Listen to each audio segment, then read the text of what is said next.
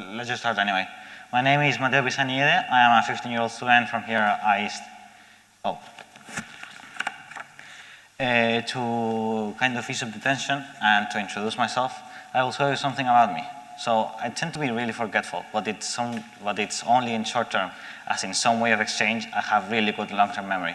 In fact, I remember back in 4th or 5th grade when we were just starting to learn about algebra, I was really confused about who was the culprit that decided to mix the alphabet with these already confusing numbers. So when I got back home, I went to my computer and I Googled it. First result, it was invented by the Babylonians 1,000 years before the birth of Christ, and it was used almost daily by Greek scholars, which in turn used it to create the Pythagorean theorem.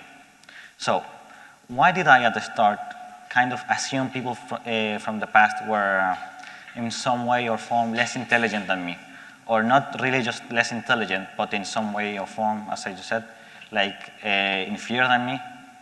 Don't we all just assume that sometimes? Why do you assume this? Well, at first, we have to get to know the status quo.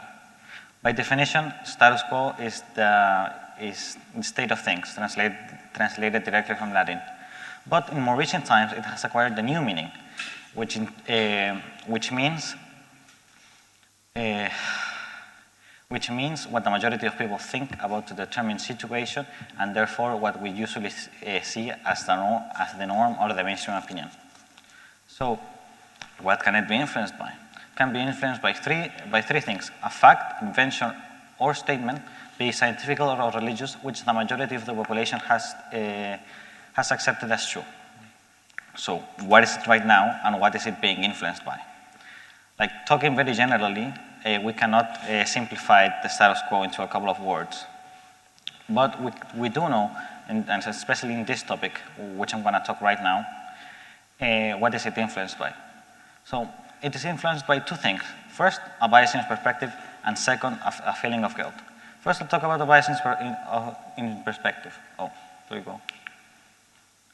First, I'll talk about the bias in perspective. So we usually tend to think or ask ourselves the question when looking at history or whatever, why did people in the past practice this, let's say, like Aztec sacrifices? If this was such an immoral action or just such an immoral tradition, why didn't they question it? Well, morals are built up on technologies and philosophies we have acquired through time. Obviously, people from the past didn't have the same morals as we did, because they were building up the philosophies and technologies which shape the morals we have today. Coming back to the guilt issue, this right here is a very simple map. A very simple map which shows how a society maintains social order. So social order includes things like laws, business rules, basic models, and as you have heard in the texts that we have heard as of right now, many convincing arguments. So obviously, as you can see, there's guilt, shame, and fear. So where do we fall in? Well, depending on who you come from, we are part or very, very influenced by the Western culture, which is, as you can see, almost 75% influenced by guilt. This means that as I just said, models, social ethique, business rules are pushed into us and maintained through guilt. Obviously, everyone has their own motives and reasons, but as a culture, we generally tend to fall into this feel of guilt. Okay, so. But in more recent times, this feeling of guilt has acquired more and more influence. As you can see, reflected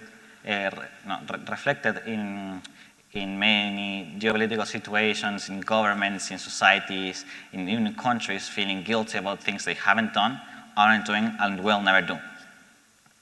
So why we have just established that people from the past didn't have any type of similar morals as of, do we still criticize them? If you would go to search up any national leader, somewhere an argument or article will come up just calling their names or just generally bashing them without ever addressing what they think on alive. So here goes a question. How can we remove this? Well, as I just said, it's influenced by two things, a bias in perspective and the feeling of guilt. So the feeling of guilt can be removed by just saying, well, I am not responsible for this. Why should I look down on them if I'm not responsible of this? And second, the bias in perspective. This one's a lot more trickier because as you can test by your life or just like test from your experience, living without an opinion and even without a bias is really difficult, especially in these more times where you're expected to have an opinion on everything. So here goes another question. How will the people in the future see us? Will our children, grandchildren see us the same way as we see people in the 1500s, as just less intelligent, immoral, or just jerks?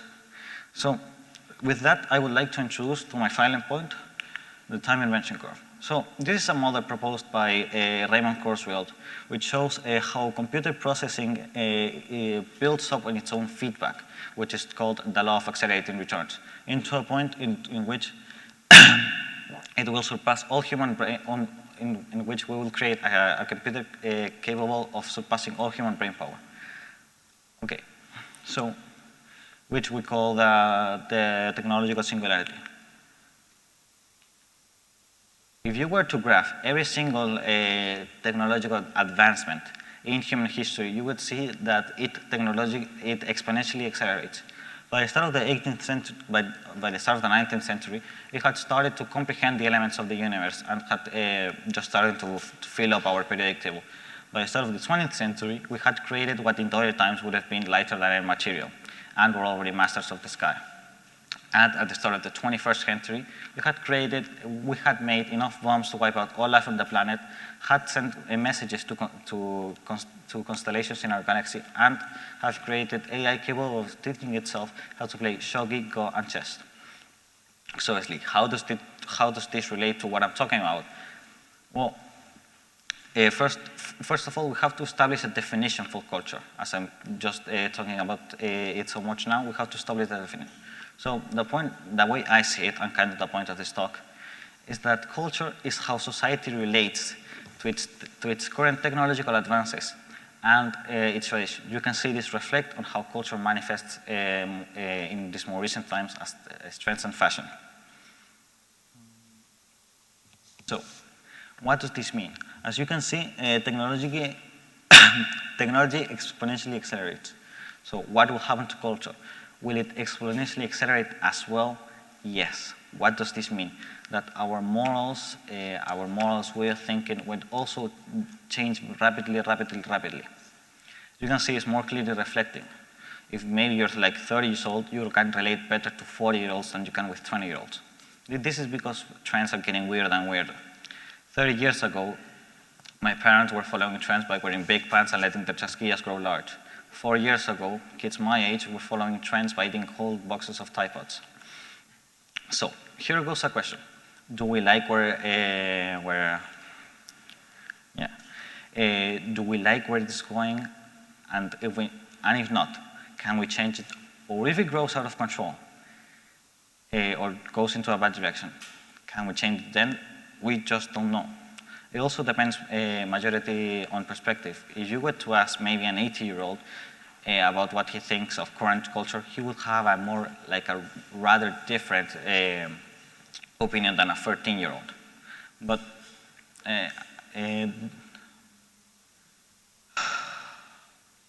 well, it just depends on perspective. Also, I want to clear out. I want to clear it right now. This graph is not a way to kind of predict. No, we don't follow this graph. This is a way of trying to predict it. Well, as I just said, we don't know where we are going. We don't know if it could grow out of control, but we know what it is influenced by and how we can change it. So all we have left to do is to embrace the future. Thank you for listening.